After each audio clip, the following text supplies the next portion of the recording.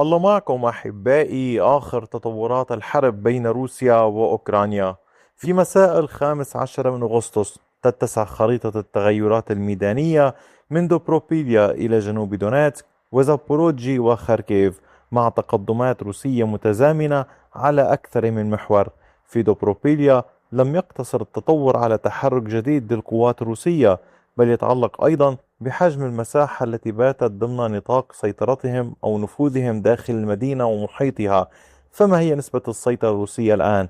وهل يمكن أن يتحول هذا التقدم إلى ضغط مباشر على خطوط الدفاع الأوكرانية في المحاور المجاورة؟ وفي جنوب دونيتسك القوات الروسية تمكنت من الضغط مجددا عبر شن هجوم مضاد واستعادة السيطرة على إحدى البلدات. كذلك الأمر في زابوروجي، كانت القوات الروسية قد ضغطت بشكل كبير حتى استطاعت السيطرة أيضا على إحدى البلدات، مع عمليات توسع إضافية واستمرار التحركات في مناطق أخرى من الجبهة الجنوبية. وفي خاركيف سجل الجيش الروسي تقدما في محورين، في محور فولشانسك جنوبا وفي محور خاركيف. القوات الروسية تواصل التحرك والسيطرة على المزيد. في هذا الفيديو سنراجع الخريطة خطوة بخطوة ونحدد مواقع كل تقدم وما الذي تغير فعليا على الأرض، بعيدا كما تعلمون عن أي رواية أخرى. والسؤال سيكون لحضرتكم: أي جبهة ترون أنها أكثر أهمية الآن؟ دوبروبيليا، خاركيف، أوريخيف، دروشكيفكا، أم جنوب دونيتسك؟ أتمنى من حضراتكم كتابة آراءكم في التعليقات بعد مشاهدة الفيديو كاملا. ورجاء لا تنسوا الانضمام للقناة، تفعيل الجرس، ومن يريد المساهمة في استمرار هذا العمل عبر دعم هذه الخرائط والتحليلات، يمكنه دعم القناة عبر زري الانضمام إلى مجموعة القناة أو زر شكرا الموجودين أسفل شاشة الفيديو. وأتمنى من حضراتكم متابعة بقية فيديوهات القناة، لأن كل تقرير يكمل الخريطة الأكبر للحرب. لنبدأ الآن من جبهة دوبروبيليا. واصلت الوحدات الروسية عمليات التقدم في هذه الجبهة في مدينة دوبروبيليا، وكان التقدم اليوم على كامل هذه المساحة باللون الزهري في ساعات المساء، بعد أن كانت القوات الروسية قد تقدمت صباحا في هذا الاتجاه وسيطرت على المرتفع الموجود هنا. التقدم الروسي في ساعات المساء كما قلت لكم كان على هذه المساحة باللون الزهري، هي منطقة بعمق 1.32 كيلومتر بامتداد 960 مترا. أمنت القوات الروسية المباني الموجودة هنا في محيط هذا المرتفع. حاليا القوات الروسية تضغط بشكل كبير في مساع منها لتأمين المزيد من السيطرة. فأين ذلك؟ الوحدات الروسية تعمل على الاقتحام باتجاه الوسط أكثر فأكثر على طول المنطقة هنا، ولكن هناك مشكلة بالنسبة لهم. هذه المنطقة تضم مجموعة من المراكز في هذا الاتجاه ومجموعة من الأبنية ذات الارتفاع الشاهق في هذه المنطقة، وبالتالي القوات الأوكرانية يسهل عليها رصد أي تحركات روسية. لذلك يحاول الجيش الروسي التنقل منزل إلى منزل آخر لمنع حركة الرصد من قبل الوحدات الأوكرانية لعملياتهم. بالتوازي مع ذلك هناك محاولات لإشغال الجيش الأوكراني عبر التقدم في هذه المنطقة وإشغاله، كي يمكن قول يكون هناك تركيز وتشتيت أكثر في من عدة جبهات، خلق تركيز في أكثر من جبهة يشتت القوات الأوكرانية بدلا من التركيز في محور واحد فقط هنا. لذلك الوحدات الروسية تبقي هذه المناطق يمكن قول رمادية وتضغط وتتحرك وتتوغل قدر الإمكان لتشتيت الأوكران. القوات الروسية اليوم مع ساعات مساء 15 من أغسطس تسيطر على 13.92%، فيما مساحة المنطقة الرمادية 12.39، ومساحة أو نسبة السيطرة الأوكرانية 73.69%.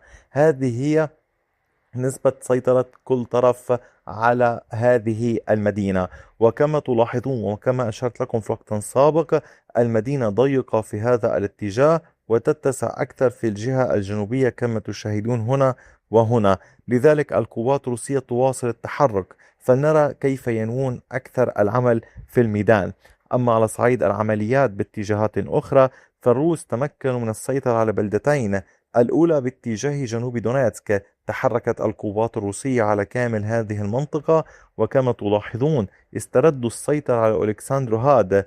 التحرك الروسي كان على كامل هذه المساحة باللون الزهري، جرى السيطرة على هذه القرية الموجودة هنا ومحيطها كما تشاهدون.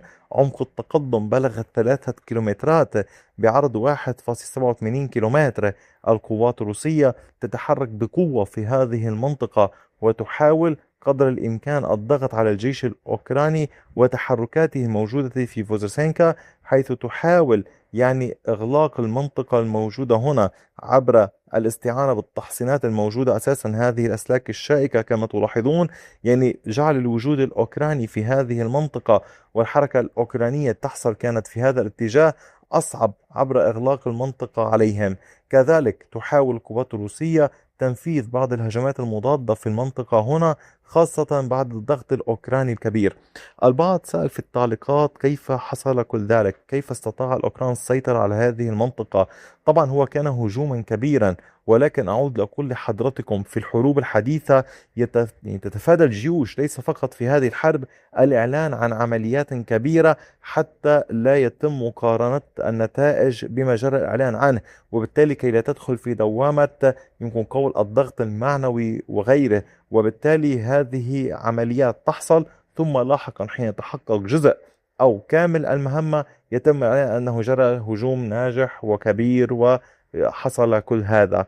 أما فيما يتعلق بالعمليات باتجاه منطقة زابوروجي ولكن مرورا بدنيبرو، لاحظوا هنا الوحدات الروسية تمكنت من السيطرة على نوفي بول بعد أن كانت كامل هذه المنطقة رمادية.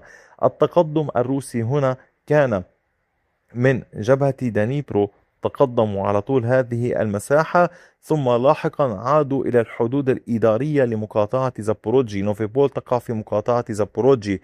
عمق التقدم للقوات الروسية بلغ أكثر من 3.5 كيلومترات، وبامتداد من هنا إلى هنا كيلومترين. على طول المنطقة هنا القوات الروسية تتحرك. وحاليا الذي حصل كما شرحت لكم في المقدمة، وهنا أهميتها لأقدم لكم قراءة، وهذه القراءة مبنية على الميدان، وبالتالي كل كلمة في المقدمة تحتاج ساعات عمل من الجهد، وليس الأمر بالسهل وليس مجرد كلام لزيادة الوقت. هذا التوسع الروسي أدى إلى تحول ريبالسكي إلى منطقة رمادية. إذا العمليات الروسية اليوم تركز على السيطرة باتجاه خريستوفوريفكا، التقدم باتجاه ريبالسكي، وإن كنتم تذكرون يوجد هنا منطقة رمادية، وبالتالي هناك محاولة روسية لإغلاق المنطقة في هذا الاتجاه. لذلك الأوكران يعانون اليوم على أمرين: الضغط باتجاه المساحة الموجودة هنا لمنع الجيش الروسي من إرسال إمدادات على طول المنطقة هنا، والأمر الآخر الضغط في العمق أكثر باتجاه البلدات الموجودة هنا لإجبار الجيش الروسي على التراجع والتفرغ للدفاع بدلا من الهجوم.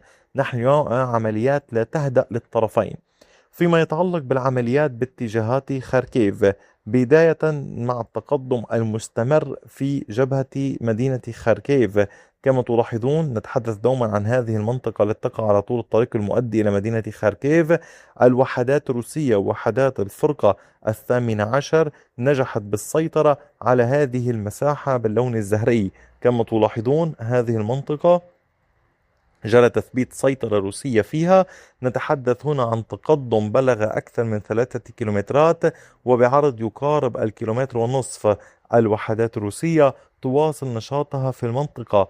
أيضا هناك أمر هام يجب معرفته: العمليات الروسية مستمرة باتجاه بوهايفكا في المنطقة هنا. تحاول القوات الروسية الضغط باتجاه المنطقة هذا.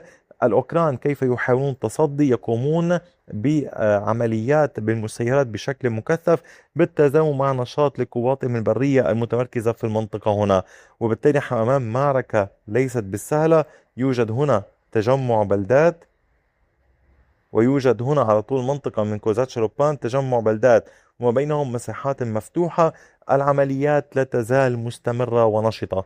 أما في محور فولشانسك أيضا ضمن مقاطعة خاركيف، الوحدات الروسية واصلت عملياتها وتقدمها فارضة سيطرة جديدة على هذه المساحة باللون الزهري. كما تشاهدون العمليات أدت إلى السيطرة على منطقة بعمق نحو 2.25 كيلومتر وبعرض نحو 2 كيلومتر. فرض الجيش الروسي سيطرته في هذا الاتجاه، فيما لا تزال التحركات مستمرة في كافة نقاط التي يحاول الجيش الروسي ويسعى إلى التقدم إليها في هذه المناطق هنا ككل، كما أشرت لكم في وقت سابق.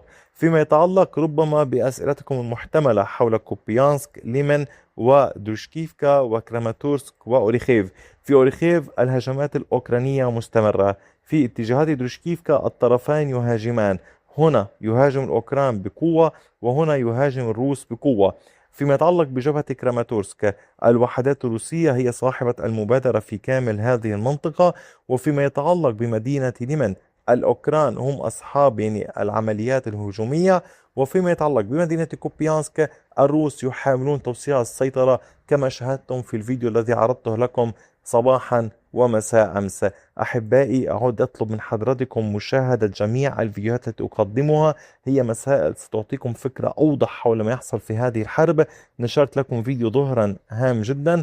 طبعا هناك أغلب هي الفيديوهات جميعها هامة، ولكن هناك فيديوهات تتعلق مباشرة بالميدان، خاصة في الخطوط الأمامية، بعضها في الخطوط الخلفية، كلها متعلقة بالحرب. أتمنى أن تستفيدوا منها وتشاركوها ليستفيد الأصدقاء.